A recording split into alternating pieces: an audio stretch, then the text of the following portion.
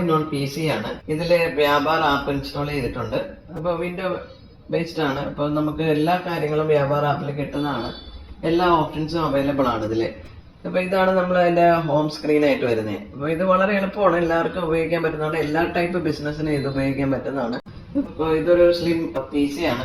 അപ്പൊ ഇതിന് നമുക്ക് പ്രത്യേകിച്ച് CPU വേറൊന്നും വേണ്ട. അപ്പൊ നമുക്ക് സ്പേസ് കുറച്ച് ലാഭിക്കാൻ പറ്റും. കാണാനും വളരെ ഭംഗിയാണ്. അപ്പോൾ കുറച്ച് സ്റ്റാൻഡേർഡ് ആയിട്ടുള്ളൊരു സിസ്റ്റമാണിത്. അപ്പോൾ ഇതിൽ നമ്മൾ വ്യാപാരം ഇൻസ്റ്റാൾ ചെയ്തിട്ട് ഉള്ളൊരു സ്ക്രീനാണ് നിങ്ങളിവിടെ കാണുന്നത്. അപ്പോൾ ഇതിൽ തന്നെ നമുക്ക് ഓപ്ഷൻസ് ലൈക്ക് നമുക്ക് ഇൻവെന്ററി മാനേജ്മെന്റ്, ഇപ്പോൾ ഇവിടെ നമുക്ക് ഫുള്ള് ഇൻവെന്ററി മാനേജ്മെന്റിലുള്ള ഓപ്ഷൻസ് ഉണ്ട്. ഇപ്പോൾ ഇവിടെ നമുക്ക് കാണാവുന്ന ഐറ്റംസ്, അത് കണക്ക് നമ്മുടെ നിലവിലുള്ള സ്റ്റോക്ക്, അത് എല്ലാം നമുക്കിവിടെ നിന്നിട്ട് ഒരു സ്ക്രീനിൽ തന്നെ നമുക്ക് എല്ലാം അറിയാൻ പറ്റുന്നതാണ്. അത് കൂടാണ്ട് നമുക്കിവിടെ ബില്ലിങ്ങിനാണെങ്കിൽ പല ടൈപ്പ് ഓപ്ഷൻസ് ഉണ്ട്. ബില്ലിങ്ങിനായിട്ട് ഇപ്പോൾ നമുക്ക് ഇൻവോയ്സ് ഡയറക്റ്റ് ഇവിടുന്ന് വേണമെങ്കിൽ GST ഇൻവോയ്സ് ജനറേറ്റ് ചെയ്യാനുള്ള ഓപ്ഷൻ ഉണ്ട്.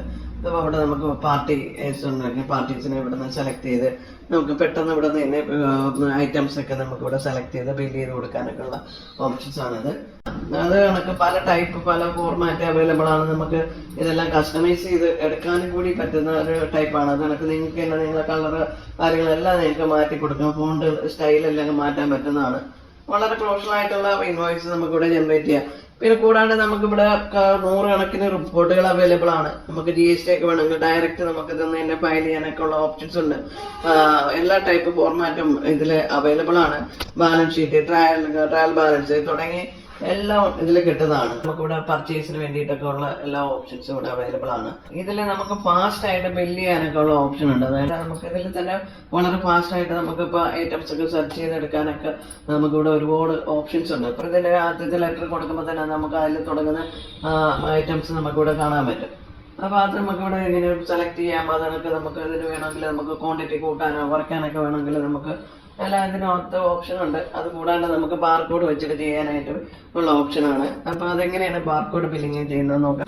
ബാർകോഡ് വെച്ചിട്ട് നമുക്ക് ബില്ല് ചെയ്യാനാണ്. നമുക്ക് ഇത് ഹാൻഡ് ഫ്രീ ആയിട്ട് സ്കാൻ ചെയ്യുന്ന സ്കാനറാണ്. നമുക്കിപ്പോൾ 3 പ്രാവശ്യം സ്കാൻ ആയി ഇപ്പൊ 3 ക്വാണ്ടിറ്റി ആയിട്ട് വരും. അതിനൊക്കെ നമുക്കിപ്പോ ഇപ്പൊ 2ആയി.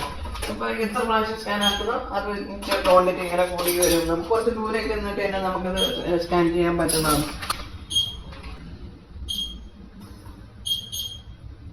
ഇതേ കണക്ക് നമുക്ക് ബില്ലാക്കാനാണെങ്കിൽ നമുക്ക് ഇവിടുന്ന് സേവ് കൊടുക്കുക.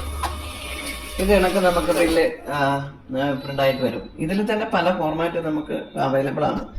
നിങ്ങൾക്ക് ഇഷ്ടമുള്ള ഫോർമാറ്റ് ഇതിൽ സെലക്ട് ചെയ്യാൻ പറ്റും. ഇത് 3 ഇഞ്ച് പ്രിന്ററാണ്. അത് കണക്ക് നമുക്ക് QR കോഡൊക്കെ ഇതിൽ വരും. അപ്പോൾ കസ്റ്റമേഴ്സിന് വേണമെങ്കിൽ നമുക്ക് ബില്ല് സ്കാൻ ചെയ്ത് ഡയറക്റ്റ് പേയ്മെന്റ് ഒക്കെ ചെയ്യാൻ പറ്റുന്നതാണ്.